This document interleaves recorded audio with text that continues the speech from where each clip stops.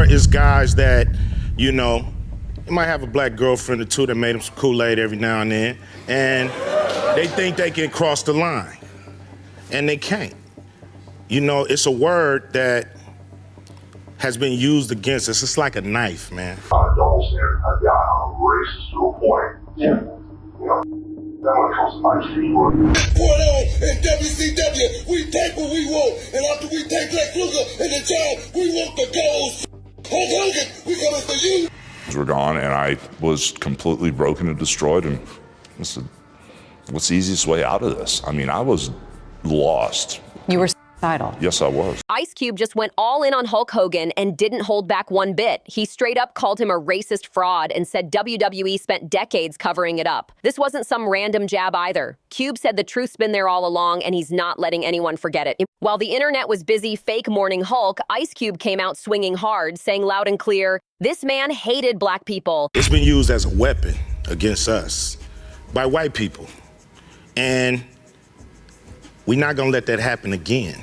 By nobody. And according to Cube, it's not just about that one N-word scandal from 10 years ago. Nah, he's saying it runs way deeper. He claims it stretches all the way back to the 80s and 90s when Hogan was dropping slick racist dog whistles while everyone cheered him on. Cube even pointed out how Hulk's WWF persona was basically this all-American hero set up to fight so-called foreign threats like Iron Sheik and Kamala. WWE tried to act tough at first by removing Hogan from their Hall of Fame and scrubbing his name from history. But a few years later, they quietly brought him back, pretending like none of it ever happened. They even pushed a whole redemption storyline. Ice Cube saw that move and called it exactly what it was. Corporate rebranding, trying to make racism look like a little mistake. And let's not forget this bombshell. Hulk Hogan spent the last years of his life hanging around with KKK members, actual white supremacists. He was even spotted with a known Nazi sympathizer while promoting his own beer brand. Like, how wild is that? So can you really be mad at Ice Cube for refusing to act like Hulk was some kind of American hero? Not a chance. But Cube isn't just refusing to forgive, he's flat out accusing WWE of running one of the biggest racial cover-ups in entertainment history,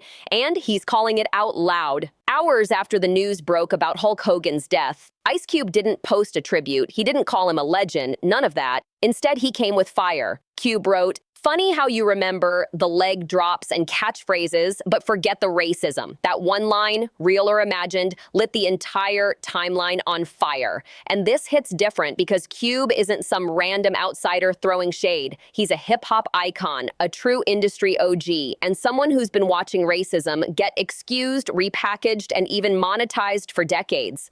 Meanwhile, other celebs like Steve Harvey are out here defending Hulk and acting like nothing happened. Now, do I forgive him? Yeah. Do I think his career should be ruined because of it? No, I don't. Because if we're ruining people's career for that word right there, ain't none of us gonna be working. But Cube isn't letting it slide. He's demanding proof, he's demanding receipts, and he's saying WWE has been nothing more than a PR machine for whitewashed racism. He's warning people not to fall for the legacy spin they're selling.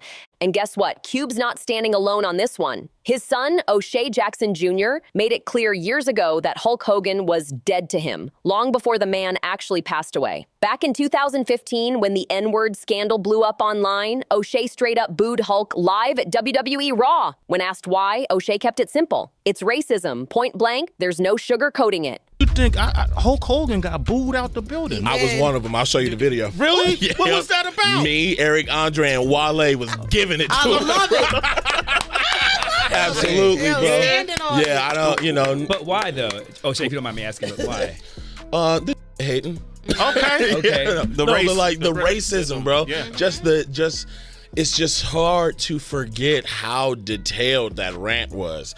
And if you look up his rant, it's very detailed. And, I get a lot of people online who are like, oh, well, he would be mad if he found out about that whole generation. Yeah, well, when I find out, I'll be mad. But like right now, yeah, bro, bringing him out here, what did you think was going to happen? When the news broke last week that Hulk Hogan had died at 71, O'Shea Jackson Jr. didn't shed a single tear online. He just jumped on X and wrote, "Holy-ish." That was it. But Hulk's diehard fans weren't having it, and they came at him hard, demanding that he apologize for every comment he's ever made about Hogan in the past. One fan fired back at O'Shea with, "You was talking all that ish. Now apologize." Another fan jumped in with, "Hulk Hogan is the reason wrestling is what it is today. Regardless of what anyone says, he made his mistakes. I mean, who hasn't? But let's keep it real. That whole, he made his mistakes, who hasn't? Defense is wild when we're talking about Hulk Hogan, because this wasn't some tiny slip-up like forgetting to text someone back.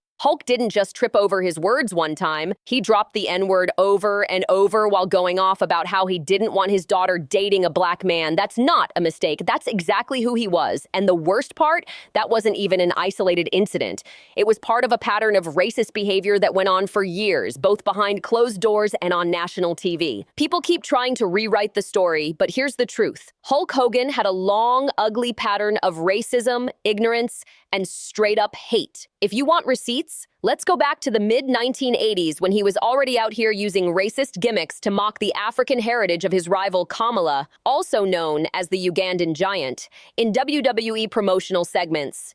And that's just the start of the timeline people keep trying to erase. Hulk Hogan didn't just stop at mocking Kamala, he took it all the way. He wore war paint to make fun of him, mimicked his sounds, and even referred to natives as being from the mumbo-jumbo pot. Then, moving into the early 1990s, Hogan's feud with Sergeant Slaughter, who was portrayed as an Iraqi sympathizer, was framed as this big patriotic storyline. Slaughter was labeled the Defender of America. But let's be real, the entire gimmick was drenched in ugly stereotypes and political fear-mongering. Now, sure, people can argue that the 80s and 90s WWF storylines were just wrestling gimmicks.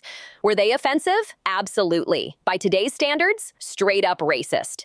But back then, the entire WWF machine was cranking out those cheap stereotypes for easy entertainment, and Hulk wasn't the only one cashing in. The company as a whole was pushing that garbage hard. But here's where it gets real. What Hulk said in that now infamous private tape, that wasn't a gimmick. That wasn't Hulk Hogan playing a character. That was the man himself behind closed doors, saying the N-word multiple times and making it crystal clear he didn't want his daughter dating a black man. That's who Hulk Hogan really was. Here's how it all went down. Back in 2015, a private tape from around 2006 or 2007 leaked to the public, and it showed Hogan going on a full-blown racist rant. He dropped the N-word repeatedly while talking about his daughter's dating life, saying things like, "I don't want my daughter to be with no N-words unless he's a rich, 8-foot-tall N-word." He even admitted, almost casually, "I'm racist to a point, like it was no big deal." I was broke as fuck. My son would have been hanging out, like, holding hands together on the toilet, get close. I just walked in the fucking bed. I'm not a double standard. I'm racist to a point. Yeah. You know, then when it comes to nice people, you know, We all are that way. yeah, when it comes to nice people, you can't say, I don't give a fuck shit. I don't hate football. I'm gonna put it back. If we're gonna talk with vendors, let's get original. The kid is a multi-billionaire. Throughout the entire rant, he used the N-word over and over and spewed offensive stereotypes about black people like it was normal conversation. It was obvious this wasn't a slip of the tongue. This was a belief system he carried without shame. When the tape hit the internet, WWE scrambled into damage control. They immediately cut ties with Hogan, terminated his contract, and scrubbed him completely from their Hall of Fame page. Hogan would later go on TV to issue a public apology, but by then, the damage was already done. Hulk Hogan called the leaked tape the lowest point of his life and tried to blame his behavior on being raised in a racist environment. Do you have any personal preference who ethnically your daughter dates? No, I don't. Actually, the guy my daughter was dating, I liked him a lot. I've known him for quite a while. And I was very mad at a personal situation that happened with my daughter. Are you a racist? No, I'm not. I'm not a racist. I never should have said what I said. It was wrong. I'm embarrassed by it. But a lot of people need to realize that you inherit things from your environment. And where I grew up was South Tampa, Port Tampa, and it was a really rough neighborhood, very low income. And all my friends We greeted each other saying that word. We teased each other with that word. The word was just thrown around like it was nothing. But here's the thing. The entire apology was all about him. He mostly focused on how the scandal had hurt his life and career, and it came across like he wasn't actually sorry for what he said, just sorry he got caught. In fact, Hogan even admitted during the apology that he had no idea he was being taped. And that right there tells you everything you need to know about the kind of person he was behind closed doors. When the cameras were off, the filter came off too. Out of everything that I've been through, this one hit me probably the hardest. And that's a heck of a thing to say, because I've been through a lot of crazy stuff. I was at the lowest point of my life. My personal life was destroyed. I was very mad at my daughter. I was upset over a situation that happened between her and her boyfriend, and I had no idea I was being taped. I was to the point where I wanted to myself. I sat in my bathroom by myself when my ex-wife was gone and the kids were gone, and I was completely broken and destroyed, and I said, what's the easiest way out of this? I mean, I was lost. You were suicidal. Yes, I was. That apology didn't change the fact that Hogan openly admitted to racist attitudes and used hateful language in private. And that's why his reputation has stuck so hard all these years. You can't chalk this up as a mistake or blame it on a wrestling gimmick. These were his unfiltered personal thoughts about race, and they were ugly. Now, Hogan did try to soften it in that same apology interview, claiming that yes, he inherited racial bias growing up, but that he was determined to break the cycle. Is it fair to say that you inherited a racial bias? I would say that is very fair, but you can break the cycle. And that's what everybody needs to know. You can break this cycle and become a better person, become who you're meant to be instead of who you're supposed to be.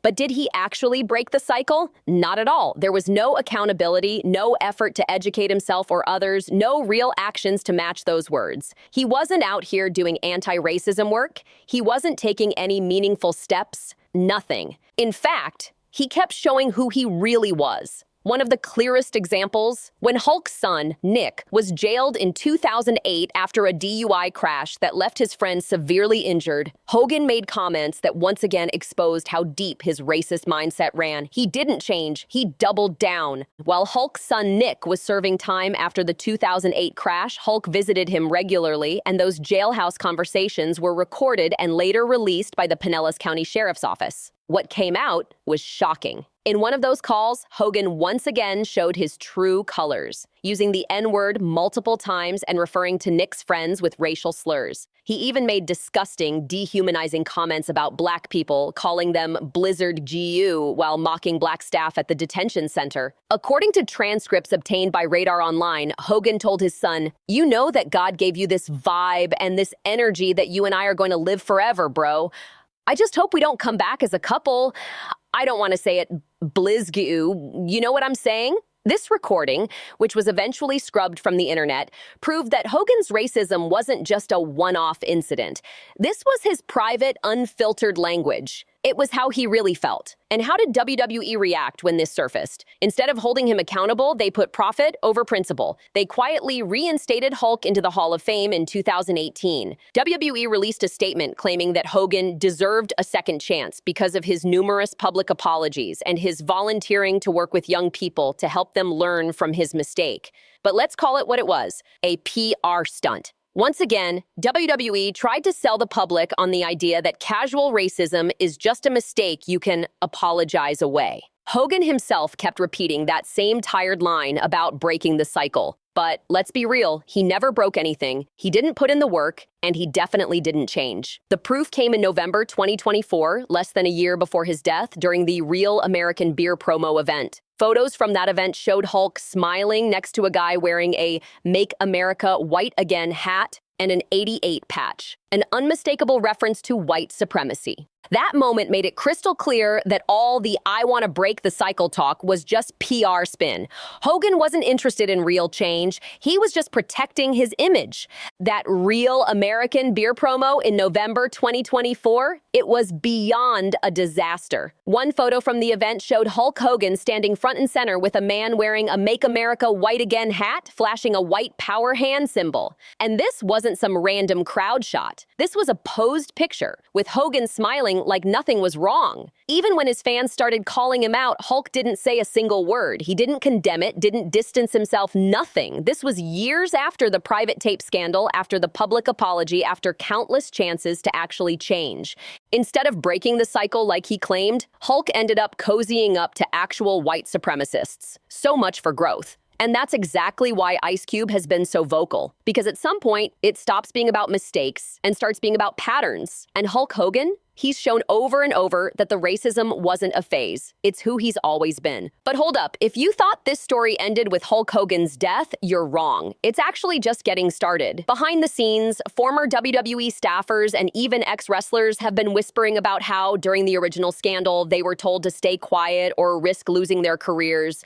And that's just the beginning. Here's where things get even darker. There are rumors that WWE knew about other racist comments from Hogan, allegedly way worse than the ones we already know about, but agreed to seal those comments in exchange for Hulk's return to the company. And it doesn't stop there. Allegedly, one WWE executive even pushed to turn Hogan's so-called redemption arc into a network docuseries. But that project never saw the light of day because WWE's legal team shut it down, fearing it could expose all the skeletons they've been hiding. So when Ice Cube calls this a cover-up, he's not just talking for attention, there might actually be receipts. And the real question now is, who else knew? Who helped keep it hidden? And just how far did WWE go to protect Hulk Hogan's image while burying the ugly truth? Make sure you like, share, and subscribe if you're rocking with this breakdown because we've got more coming. Drop a comment below. Do you think WWE's cover-up runs even deeper than we know? And I'll catch you in the next one.